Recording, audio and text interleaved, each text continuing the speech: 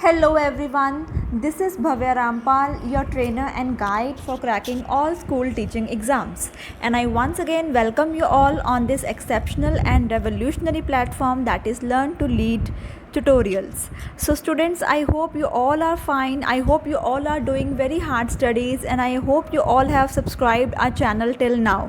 लेकिन अगर आपने अब तक हमारे इस चैनल को सब्सक्राइब नहीं किया है तो जल्दी से इसको सब्सक्राइब कर लीजिए, क्योंकि हम अपने चैनल के थ्रू आपको करवा रहे हैं 100% free of cost quality education provide कर रहे हैं for various comparative exams just like UGC net, JRF, CTET, PTET, KVS and many more. और फ्यूचर में भी हम आपके लिए बहुत सारे ऐसे कोर्सेज लॉन्च करने वाले हैं जिससे आपकी जो स्टडीज़ है उसमें कभी भी फुल स्टॉप नहीं आएगा। तो अगर आप भी ये चाहते हैं कि आपकी स्टडीज़ कंटिन्यूस वे में होती रहें, कभी भी उनमें फुल स्टॉप ना आए, तो ये चैनल जो है आपके लिए बिल्कुल बेस्ट प्लेटफॉर्म है। तो do subscribe our channel, do like our videos और हमारे इस चैनल को मैक्सिमम लोगों तक ज़रूर शेयर कर दीजिएगा, क्योंकि ये एक सोशल चैनल है। ठीक है, तो चलिए स्टूडेंट्स, आज के जो इस वीडियो में, आज के लेक्चर में हम करने वाले हैं 7th class geography chapter number 9। Okay, हमने 1 बाय 1 7th क्लास ज्योग्राफी के 1 से लेके 8 तक चैप्टर्स कर लिए हैं, बिल्कुल कंप्लीट चैप्टर्स किए हैं। एक एक कंसेप्ट मैंने आपको डिटेल में समझाया है। तो आज हम स्टार्ट करने वाले हैं new chapter, that is 9th chapter of 7th class geography. तो आइए students, without wasting any moment start करते हैं हमारी आज की वीडियो। सो स्टूडेंट्स, जैसे कि मैंने आपको पहले भी बताया कि आज हम करने वाले हैं 7th क्लास ज्योग्राफी का chapter number 9, that is life in the temperate grasslands. ठीक है, ग्रासलैंड्स क्या होते हैं, ठीक है, इसमें वाइल्ड लाइफ क्या है, इसकी प्लांट लाइफ क्या है, फ्लोरा फौना क्या है, ये हम डिटेल में कर चुके हैं अपने प्रीवियस चैप्टर्स में और प्रीवियस वीडियो में। ठीक है, आज हम करने वाले हैं पर्टिकुलरली टेम्परेट ग्रासलैंड्स के बारे में। तो आइए स्टार्ट करते हैं हमारा आज का chapter. Okay, so chapter is chapter 9, that is life in the temperate grasslands. Okay, so grasslands क्या होते हैं बच्चे?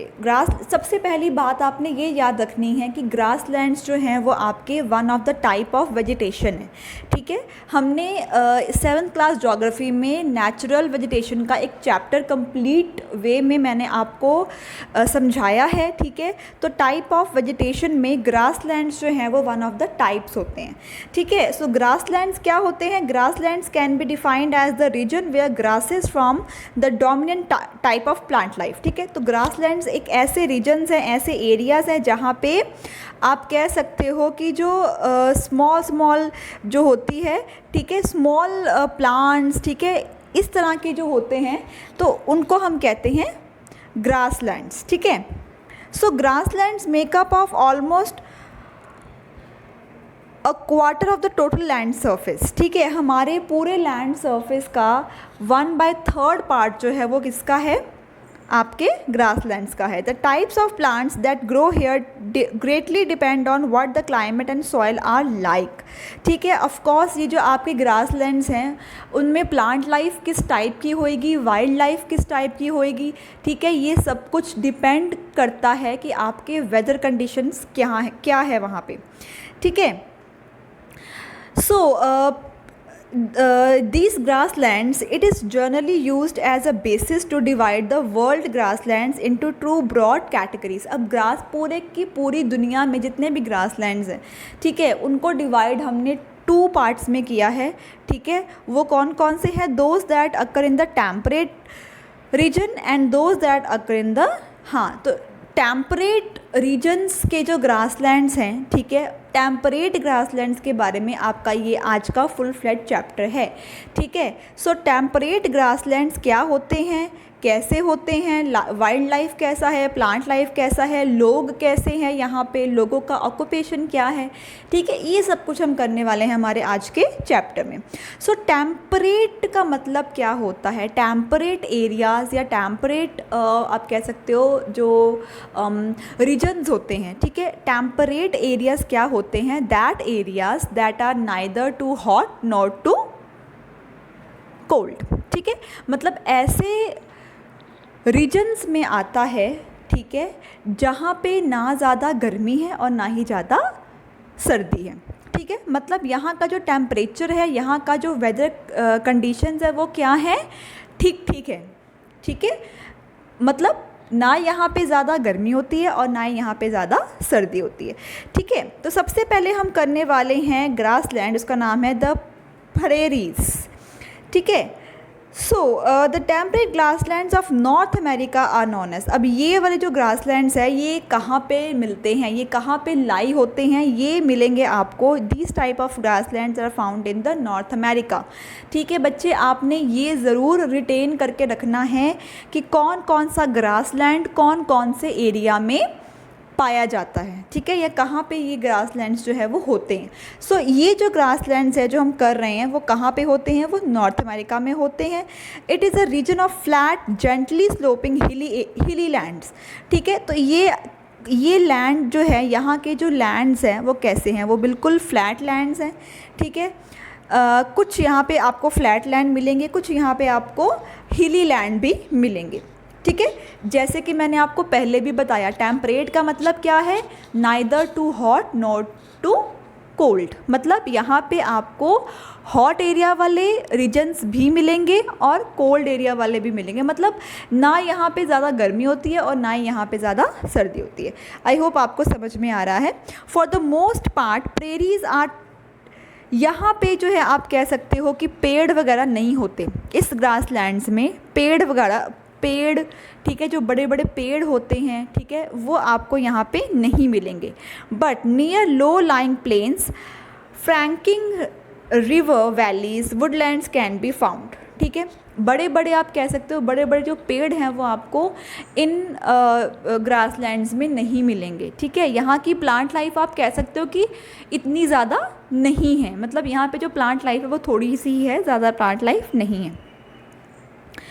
ठीक है जी, इसको हम कहते हैं द सी ऑफ ग्रास। ये यहाँ से आपका क्वेश्चन बन सकता है, which grass land is known as the sea of grass. ठीक है, तो इसका आंसर क्या होगा, बिल्कुल जो ग्रास लैंड हम अभी पढ़ रहे हैं तो उसको हम क्या बोलते हैं, सी ऑफ। बिल्कुल सही बोला आपने। चलिए आगे चलते हैं। The prairies are bound by the Rocky Mountains in the west and the Great Lakes in the east। अब बात करते हैं कि इस ग्रासलैंड के आसपास क्या है। इस ग्रासलैंड के वेस्ट में आपको मिलेगा रॉकी माउंटेन्स, ठीक है, और ईस्ट में आपको मिलेगा द ग्रेट लेक्स। ठीक है, ये देखिए, यहाँ से आप देखिए, ये आपके ग्रासलैंड हैं। ठीक है, okay, so you can see that the prairies cover parts of USA and parts of in the USA, and the area is drained by the river Mississippi, and the prairies are drained by the tributaries of Saskatchewan rivers। ठीक है, तो ये कुछ reverse हैं, ठीक है, जो कि आपके इस ग्रासलैंड के आसपास मिलती हैं। ठीक है, आई होप आपको ये क्लियर है। ठीक है, चलिए ये देखिए, अगर आप ये मैप को देख सकते हैं, थोड़ा सा मैं इसको ऐसे कर देती हूँ। ये देखिए, ये जो आपका ग्रीन वाला पार्ट है, ठीक है, ये सारा आप, सॉरी ग्रीन वाला पार्ट नहीं, ये जो आपको दिख रहा है ऑरेंज जो पार्ट है, येलो जो भी आप कह सकते हो, ये जो येलोइश और जो ऑरेंजिश पार्ट है, ये है आपका ग्रासलैंड। ठीक है, इसके आप कह सकते हो कि यूएसए से भी जुड़ता है ये। ठीक है, रॉकी माउंटेन्स भी हैं इसमें। ठीक है, तो ये जो पार्ट है आपका नॉर्थ अमेरिका का, ये इस ग्रासलैंड के अंडर आता है। ठीक है जी, आई होप आपको क्लियर है। अब बात करते हैं कि यहाँ पे क्लाइमेट कैसा है, वेदर कंडीशंस कैसी हैं यहाँ पे।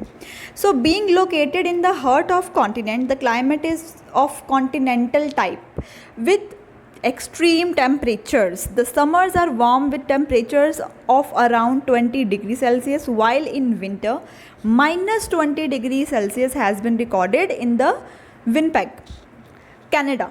In winters a thick blanket of snow covers the region। जैसे कि मैंने आपको पहले ही बताया, टेम्परेट ग्रासलैंड्स क्या हैं, यहाँ पे गर्मियाँ भी होती हैं, यहाँ पे विंटर्स भी होती हैं, मतलब यहाँ पे गर्मियों में गर्मी भी होती है और सर्दियों में सर्दी भी होती है।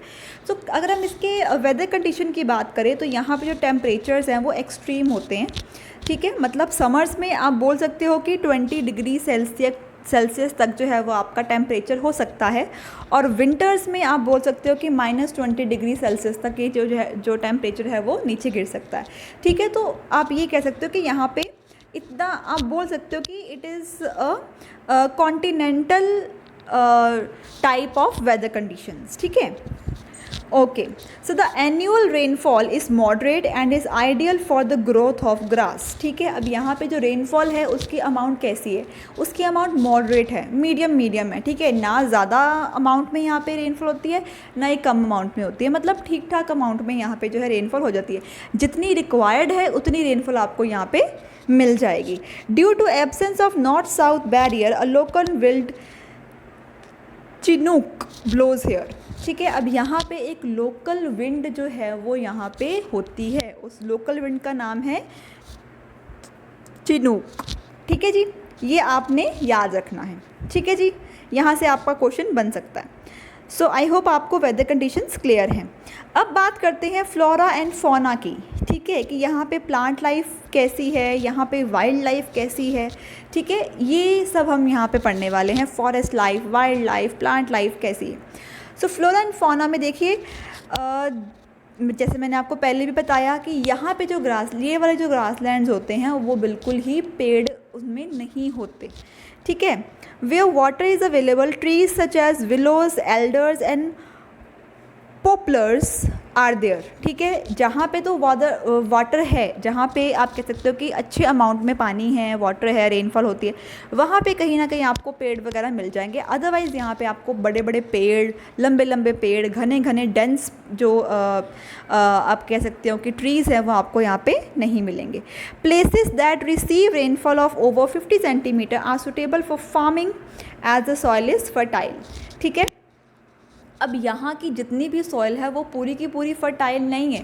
सॉइल उपजाऊ कब है, कौन सी है, फर्टाइल कौन सी सॉइल है, ऐसे एरियाज़ में जहाँ पे रेनफॉल जो है वो 50 सेंटीमीटर से ज़्यादा होती है, ऐसे एरियाज़ जो है यहाँ पे वो फर्टाइल होते हैं। फार्मिंग के लिए, एग्रीकल्चर के लिए ये काफ़ी अच्छे होते हैं, ठीक है। दो the major crops of this area is maize, other crops including potatoes, soybean, cotton, अल्फाल्फा इज़ आल्सो हेयर।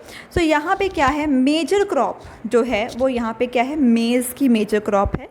इसके अलावा सोयाबीन, पोटैटोज़, कॉटन और अल्फाल्फा जो है आपको यहाँ पे मिल जाएगा। यहाँ से आपका एक क्वेश्चन बनता है कि अल्फाल्फा ग्रास जो है या जो अल्फाल्फा क्रॉप है वो कहाँ पे होती है। तो ये आप याद रखिएगा कि इस ग्रास लैंड में अल्फाल्फा जो है नाम का एक क्रॉप है, एक ग्रास है जो कि ग्रो करती है, ठीक है जी।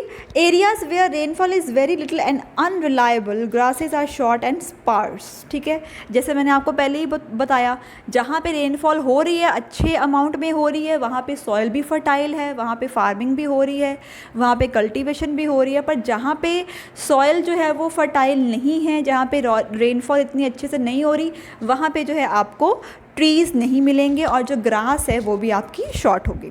These areas are suitable for cattle rearing, ठीक है। अब जहाँ पे एग्रीकल्चर या फार्मिंग नहीं होती वहाँ पे क्या होता है, कैटल रियरिंग होती है, ठीक है। Large cattle farms called ranches are looked after by sturdy men called Cowboys एक बहुत ही कॉमन वर्ड है, ठीक है। सो ये जो आप ये देखिए, यहाँ पे एक पिक्चर है जो मैं आपको दिखाना चाहती हूँ, ठीक है। ये जो है, ठीक है, दिस इज़ नॉन एज, यहाँ पे इनकी रियरिंग हो रही है, ठीक है। ये जो हॉर्सेस हैं, ठीक है, यहाँ पे क्या हो रहा है इस पिक्चर में, यहाँ पे हॉर्स रियरिंग हो रही है, ठीक है। Okay, okay, yes. Bison or the American buffalo is the most important animal of this region. अब यहाँ पे एक बहुत ही स्पेशल एनिमल होता है बाइसन, जिसको हम अमेरिकन बफलो भी कहते हैं, ठीक है। It nearly got extinct due to its indiscriminate hunting and is now a protected species. The other animals found in this region are rabbits, gophers, dogs and all, ठीक है। लेकिन यहाँ पे एक बहुत ही, बाकी तो जानवर चलो होते ही हैं, लेकिन यहाँ पे एक बहुत ही स्पेशल टाइप का एनिमल है, जानवर है, जिसको हम कहते हैं bison, that is American buffalo. ये देखिए कुछ इस टाइप का होता है बाइसन और अमेरिकन बफलो, ठीक है। आई होप आपको बच्चे सब यहाँ तक सब कुछ क्लियर है। चलिए आगे चलते हैं। पीपल, अब बात करते हैं कि यहाँ पे जो रहने वाले लोग हैं वो कैसे हैं, क्या उनका मेन ऑक्यूपेशन है, क्या वो करते हैं, क्या नहीं करते, ठीक है। So the people of this region are very hard working, ठीक है। यहाँ पे जो रहने वाले लोग हैं बहुत ज़्यादा हार्ड वर्किंग है, मेहनत करने वाले हैं, ठीक है। They have successfully harnessed technology to utilise their rich natural resources. अब यहाँ पे हम बात करें, यहाँ के लोग जो हैं वो बहुत ज़्यादा टेक्नोलॉजी वाइज काफ़ी एडवांस लोग हैं, ठीक है। और ये जो टेक्नोलॉजी है वो कहाँ पे यूज़ होती है, ये टेक्नोलॉजी यूज़ होती है कल्टीवेशन के लिए, एग्रीकल्चर के लिए और फार्मिंग के लिए ये टेक्नोलॉजी वाइज यूज़ होती है। टेक्नोलॉजी वाइज ये बहुत ज़्यादा सक्सेसफुल लोग होते हैं, ठीक है। Two of the most developed countries in the world, the USA and the Canada are located in this region, ठीक है। अब वर्ल्ड के सबसे आप कह सकते हो टेक्नोलॉजी वाइज जो मोस्ट डेवलप्ड देश हैं USA, ठीक है, ये सब कहाँ पे हैं, ये इसी ग्रासलैंड के अंडर पाए जाते हैं।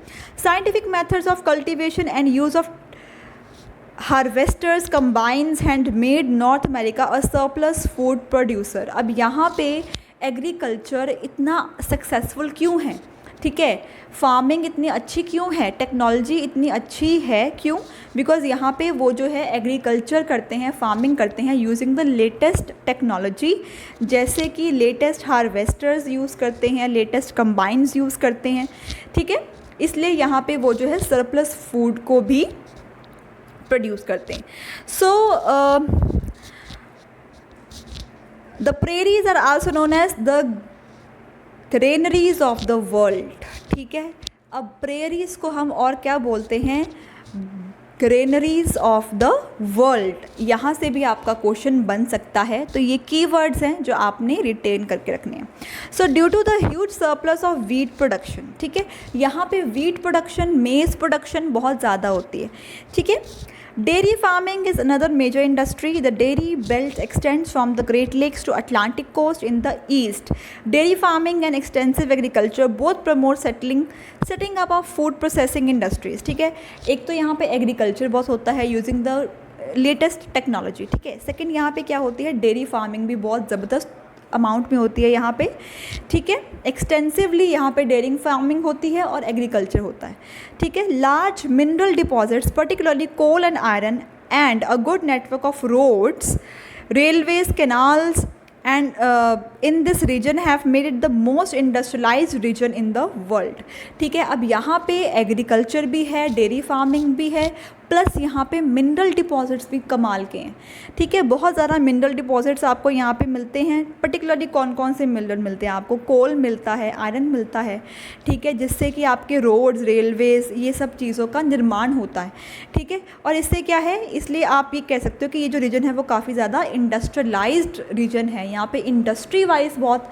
आप कह सकते हो सक्सेसफुल लोग रहते हैं। इंडस्ट्री, बड़ी बड़ी इंडस्ट्रीज़, बिग बिग टेक्नोलॉजीज़, ये सब कुछ हम यहाँ पे यूज़ करते हैं, ठीक है।